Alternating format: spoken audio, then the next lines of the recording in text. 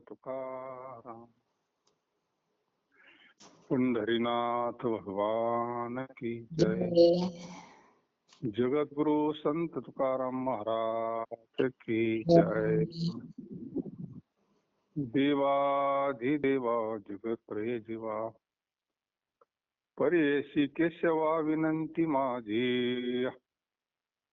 माझी वाणी तुझे वर्णी गुण नामायचे दे प्रेम काही कळा. नमो सद्गुरु तुकया ज्ञान दीपा. नमो सद्गुरु सच्चिदानंद रूपा. नमो सद्गुरु भक्त कल्याण मूर्ती. नमो सद्गुरु भास्करा पूर्ण कीर्ती. गाढवाची ताने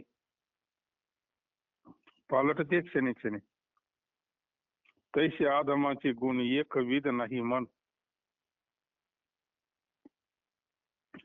उपजता बरे दिसे रूप वाढे तो नश. तुका म्हणे भुंकते वेळे वेळ अवेळ न कळे.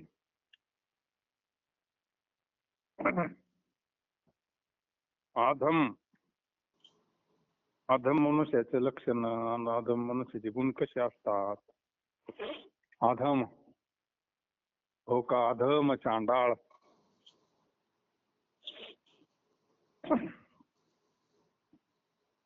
अधम का म्हटलं तर अवगुण. त्याच्याकरता एक दृष्टांत दिलाय. गाढवाच्या लहान शिंगरू असतं ना, त्याच्यामध्ये जसा क्षणोक्षणी फेरबदल होतात, तसे अधम माणूस गुण सारखे. त्याचं मन चंचलच असतं म्हणून तर अधम आहे ना तो. तमोगुण, अस्थिर मन, चंचल मन, तृष्णा, त्यालाच अधम म्हणून. अवगुणी थोडक्यात, सगळेच अवगुण. आणि संतांकडे सगळे गुण असतात म्हणून ते अजरामर झाले. किती काळ झाला छत्रपतींना, किती काळ झाला जगद्गुरु तुकोबारायांना. त्यांच्याकडे का नाव निघतं? गुण. भगवंताचंच का नाव निघतं? रामावतार, कृष्णावतार. गुण, गुणाचा विषय असतो हा. दैवी गुण, सत्वगुण. आणि अधम म्हणजे सगळे अवगुण. अवगुण म्हणजे वाईट गुण. त्याच्यापासून दुसऱ्याला त्रास, त्याच्यापासून शेजाऱ्यांना त्रास, घरादारांना त्रास, त्याला अवगुण म्हणायचं. त्याच्याकरता दृष्टांत दिला गाढवाच्या शिंगाचा. गाढवाचे पोर उपजतात चांगले दिसते व जसजसे वाढत जाते तसतसे त्याचे रूप बिघडत जाते. आता गाढवच शेवटी.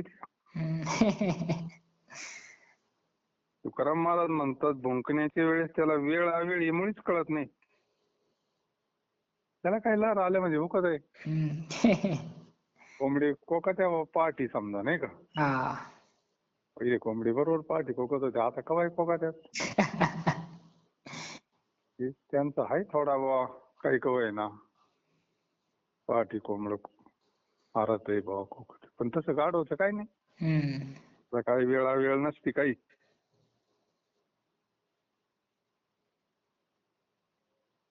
म्हणजे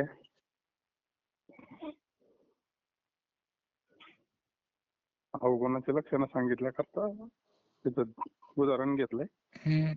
विटाळ तो परद्रव्य परणारी येथोनी जो दुरी सोळा तो. गद्य पद्य काही न धरावी उपाधी, स्वाधीनाची बुद्धी करून ठेवा. विचाराचे काही करावे सोयीत, पाप पुण्यातीत भांडवल. तुका म्हणे न लगे जावी वनांतरा, विश्व विश्वंभरा सारखेची. 16 त्या अभंगात आहे ना, संसाराच्या अंगी अवघीच व्यसने आम्ही या कीर्तने शुद्ध झालो. आता हे सोवळे झाले त्रिभुवन. 16 शब्दाचा 16 हा बऱ्याच ठिकाणी आला संतांचं लक्षण सांगताना. पवित्र सोहळी. एकतीच भूमंडळी त्यांचा आवडता देव. 16 शब्दाचा अर्थ तसा शुद्धच आहे, हम्म. पण मग प्रत्येक ठिकाणी जसा विषय असन तसं. आणि एक दुसऱ्याचा पैसा आणि दुसऱ्याची बायको, परस्त्री आणि परधन. संतांनी त्याला अजून एक जोड दिलाय, परनिंदा, हम्म. नाही का? हा. तसंच एक विटाळच आहे. आता कर्मातला विटाळ वेगळा आहे, भक्तीचा विटाळ वेगळा आहे आणि ज्ञानाचा विटाळ वेगळा आहे. हे कर्माचा विटाळ तर इथंच तुकोबरांच्या डोक्यातच नाही. नाही का? हा. हा भक्तीचा विटाळ आहे. कारण गाथा म्हणजे भक्तिशास्त्र आहे का. परधन परस्त्री, नाही का? रावण एवढे एका याच्यामुळे गेला ना. हो. एक मस्त पराक्रमी होता म्हणते तो. त्याला तर काय वेदही पाठवते, शास्त्रही पाठवतात, सगळं त्याची शक्ती काय आहे, त्याचा वशिला काय आहे, त्याचा वंश काय आहे. पण एक चूक घडली ना, हा. परस्त्रीचा लोभ, परस्त्रीचा अभिलाष. एकानं लंका घालवली आणि एकानं कमवली, नाही का? हा. एक झोपेलच होता. त्याला उठवलं त्यावेळेस ना, हा. तो म्हणले मला काय उठवलं. हम्म. मग त्याला सांगितलं असं असं झालंय. हा. अहो हे भगवान शंकराचे उपासक होते ती, हा. ब्रह्मदेवाच्या वंशातली ती, ब्राह्मण आहे ती. परंतु मग त्यानं सांगितलं तुला 80,000 बायका आहे म्हणले. रावणाला 80,000 बायका सवा लग्न तू आहे ना, हा. तू कुठे केलेच काय आला, तो त्याला उपदेश करतोय. हा. भरपूर उपदेश केला झाला, पण तो सीता आणली, मग तिचा काही उपभोग घेतला का. नाही ना म्हणले. नाही म्हणले काहीच नाही, नुसता जळतो म्हणले फक्त. अरे म्हणले मग का बरं. तर त्याला ते रामायणामध्ये आहे, त्याला शाप होती. इच्छेविरुद्ध एखाद्या परस्त्रीला हे केला तर तुझ्यावाले पार हे होतीन, शकल होतीन म्हणून, माझी तुकडी होतीन, असं शाप होता ना. हा. मग त्या बिभीषणानं सल्ला दिला होता त्याला, रावणाला. हम्म. तू मायावी आहे ना म्हणे, हम्म. तुला कोणतं रूप धरता येतं ना, हम्म. मग तू राम होईना म्हणले. मग तर तुला सीता वश होईन ना. हा. तशी वश होत नाही ना, ती पतिव्रता आहे. हा. मग तुला राम व्हायला काय अडचण आहे. हम्म. यांना कोणतंही रूप धरता येत होतं, यांना जर हरण होता येतंय, हा. कोणतं रूप धरता येतं का नाही. हा. मग तू राम होईना म्हणले. हा. तर म्हणले काय राम झाला का मग तिथं कामच राहत नाही म्हणले. तो सोहळा आहे, त्याच्या अंतःकरणात राम आहे ना. हा. मग तिथे हे नाही ना, मग या बाकीच्या गोष्टी. हम्म. तिथं परधनाचा अभिलाष नाही, परस्त्रीचा अभिलाष नाही, परनिंदा नाही.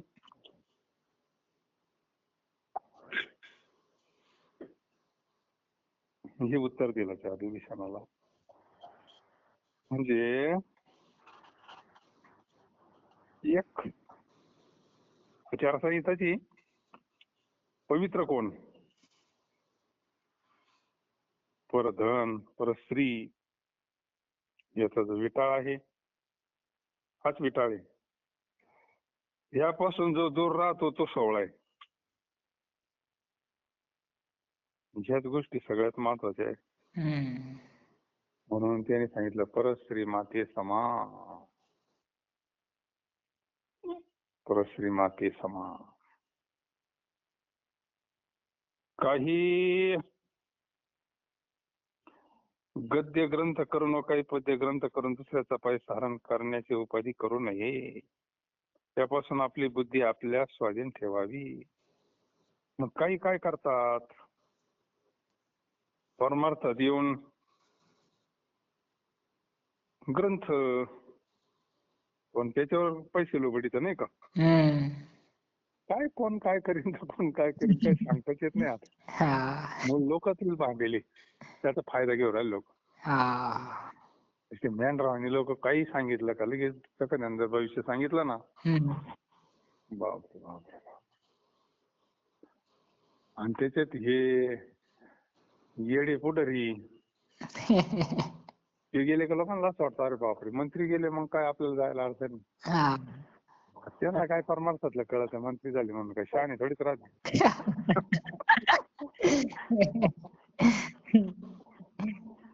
आणि मग बाकीचे मेंढराव निघाते ना. हा. आणि मग ते सर्वसामान्य माणसाचा फायदा घेतात. आणि एकामुळे सगळ्यांनाच त्रास होतो ना. हो. म्हणून हे ग्रंथ करून दुसऱ्याचा पैसा हरण करण्याची उपाधी करू नये. त्यापासून आपली बुद्धी आपल्या स्वाधीन ठेवावी. आत्मा अनात्म विवेकाने पाप पुण्यातीत स्वात्म सुखाने भांडवल जोडावे. आत्मनात्म विवेकाने. विवेक असतो संतांकड. आत्मा वेगळा, शरीर वेगळं.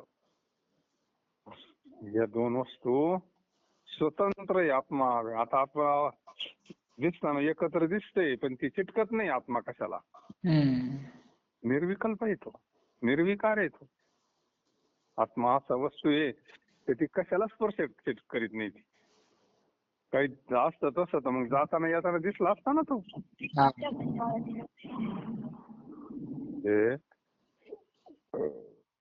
आत्मनात्म विवेकाने पाप पुण्यातीत, पाप कळावं पुण्य कळावं, स्वात्म सुखाचे भांडवल जोडावे. वा. स्वात्मसुख म्हणजेच आत्मसुख, स्वरूपाचं सुख,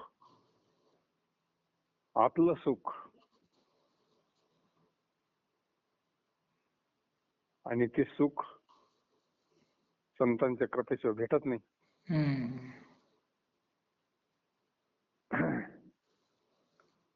संताशिवाय तो कालाच होत नाही. कारण तुकाराम महाराज म्हणतात कोठे वनामध्ये जाऊ नये. आता जाते कुठं वनामध्ये जाऊन काय करणार असं आहे ना. राहिलेच कुठं जंगल. सिमेंटची जंगल झाली तिकडं तिकडं.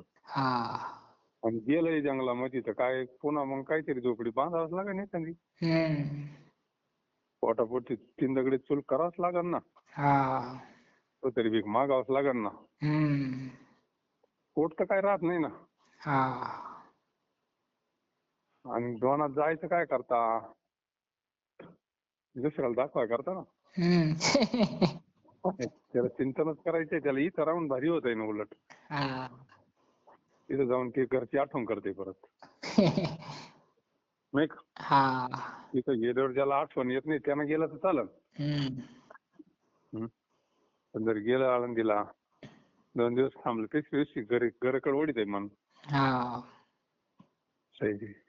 दुसऱ्या दिवशी काही काही गेले का लगेच मागं फिरायचं. गेले का लगेच मागं फिरायचे. कुठं ते मन थांबत आहे तिथं. असं आहे ना. कवा मेळ बसायचा या स्वात्म सुखाचा.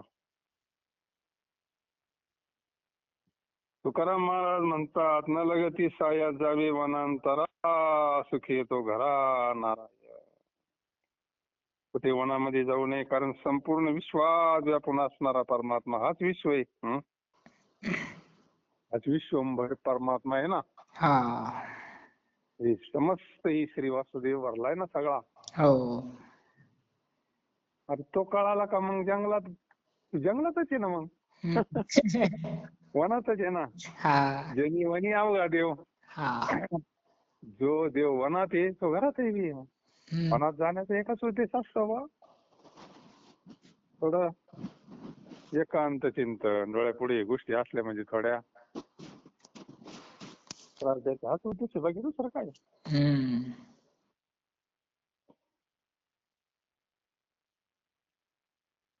विश्वास, संपूर्ण विश्वास व्यापून असणारा परमात्मा हाच विश्व आहे. देव देव काय, विठू जळीस तळी भाऊ, पण त्या ज्ञानाशिवाय नाही कळत. हम्म. बहुनाम जन्मनाम ते ज्ञानवान मा प्रपद्यते, वासुदेव सर्वमिती स महात्मा सुदुर्लभः. अनाशी महात्मे दुर्लभ असतात, माऊली म्हणतात. हम्म. त्याला नाही कुठं जायची गरज. मग आता तो ते स्वरूपच येतावा, त्याला कुठं जायची गरज आहे तसं पाहिलं तर. पण विवेक असला तरी ना, हा. ज्ञान महत्वाचं आहे ना. नाही ज्ञाने न सदृश्यम. तर किती पवित्र आहे ते ज्ञान, माऊलीनं सांगितलं ज्ञानेश्वरीत. त्या जगतामध्ये सर्वात पवित्र संत ज्ञान पवित्र आहे. हम्म. सारा तेज संपत्ती दिनकरापाशी, तरच आत्मनात्म विवेक काय असतो कळन ना. हम्म. पाणी वेगळं आणि दूध वेगळं. फैसला झाला पाहिजे. फैसला झाला पाहिजे आपण कोण आहोत, काय कुठं जायची गरज नाही म्हणले. कल्पतरुया नवती बाबुळा, पुरविती फळा इच्छितया, उदंड त्या गायी म्हैशी आणि शेळ्या परित्या निराळ्या मध्ये. तुका म्हणे देव दाखवील दृष्टी, तया सवे भेटी थोर पुण्य व्हा. देव दाखवणारा भेटावा आपल्याला, नाही का. हम्म. ऐशियाचा पदर धरा, याने देव येईल धरा. तुका म्हणे देव दाखवील दृष्टी. नाही का. हा. बाप दाखव, नाही तर मग श्राद्ध तरी घाल, कोणतं तरी एक कर, नाही का. तया सवे भेटी थोर पुण्य, धन्य जागो गुरु महिमा, देही दाविला दे. निवारोनी भवर जाळे, अरे देव दाखवणारा भेटावा. आशेंची जर भेट झाली म्हणले, तया सवे भेटी थोर पुण्य.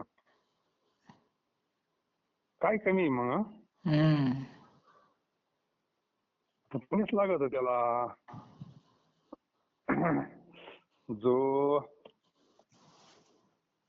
शिकला ना, तर त्याला देवाची प्रतीती येत असते. असेल भीती म्हणजे त्याला ज्ञान होतं त्याच्यावर. अरे ते तर स्वरूपच आहे, त्याला काय कुठून आणायचं का न्यायचं, प्राप्ताचीच प्राप्ती आहे ना. मग बाबळीची झाडे व रुईची झाडी झाले इच्छिलेले फळ देणारी कल्पतरू नाहीत. बाबळीची झाड शेंगा द्यायची ना, बाबळी झाड दुसरं काय द्यायचे नाही. रुईची झाड चीक, दुधासारखं चीक भेटन. कल्पतरूला काय काही भेटन ना कल्पतरू मध्ये. म्हणजे कल्पतरूच आणि बाबळीच्या झाडाचं कधी होईल का, कधीच होणार नाही ना. नाही ना. समुद्र नदी नव्हे पैगा, पाषाण म्हणू नये लिंगा, संत नवती जगा मानसा त्या सारिखे, संत नवती जगा मानसा त्या सारिखे.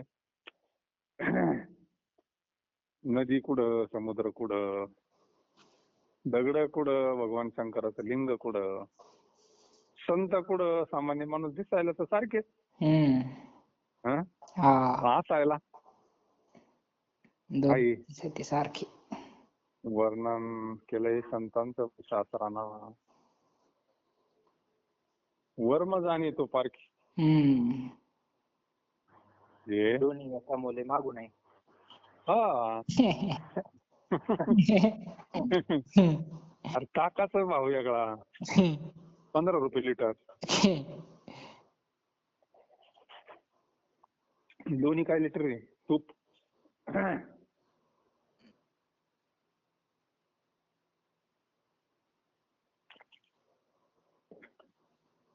आता भाव जरी माहित नसला पण एका भावाचं नाही एवढं तर माहिती. हा. आता दूधच मुंबईला 100 रुपये लिटर आहे. हा. तेव्हा तुपाचा विषय काढायचाच नाही. हम्म. 3,000 रुपये लिटर आहे इथं. हापशे भाव आपल्या गावाला. म्हणजे आता पहा, तुपाचा भाव कुठं आणि ताकाचा भाव कुठं. मग तसंच आहे साधूचा भाव कुठं आणि सामान्याचा भाव कुठं. हा. काय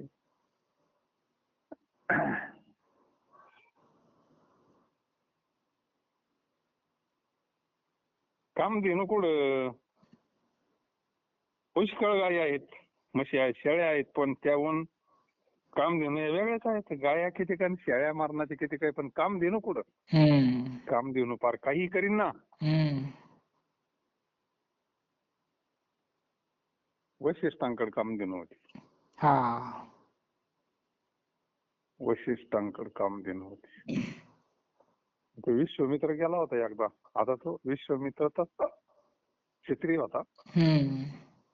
नंतर झाला तो ब्रह्मर्षी, पण ज्यावेळेस गादीपुत्र विश्वामित्र येतो हम्म.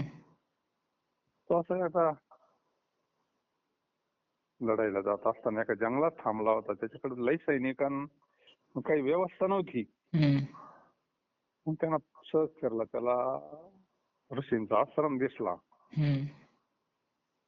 वशिष्ठ गुरुदेवांचं. काय आता त्याच्यावाली एक कुटी.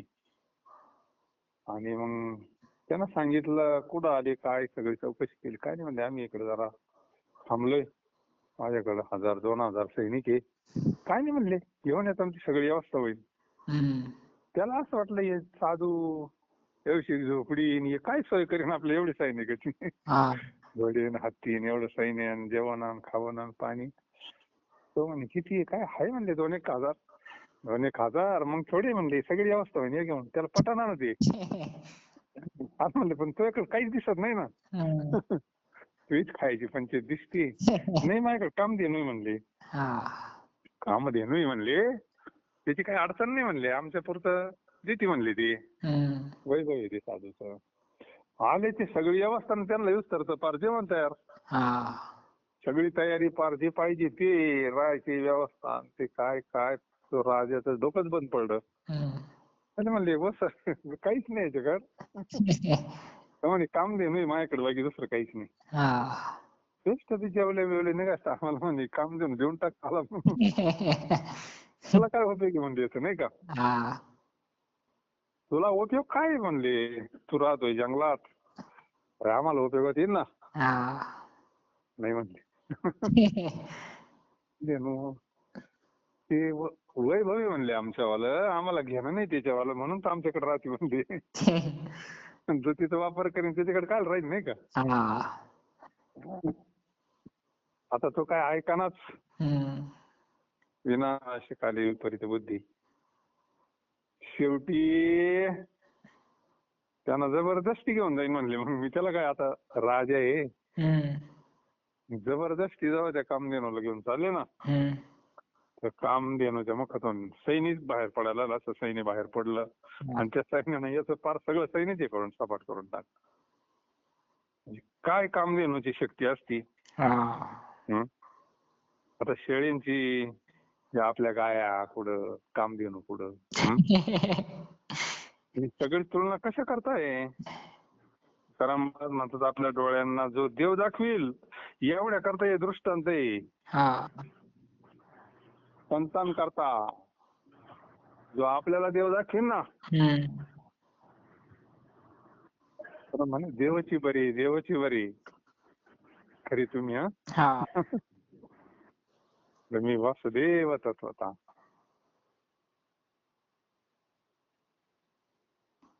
तूच ती वस्तू आहे बाबा. आणि सगळा देवच भरलाय ना. हम्म. जनिवनी अवघा दे. पण दाखवणारा भेटला तर ना. हा.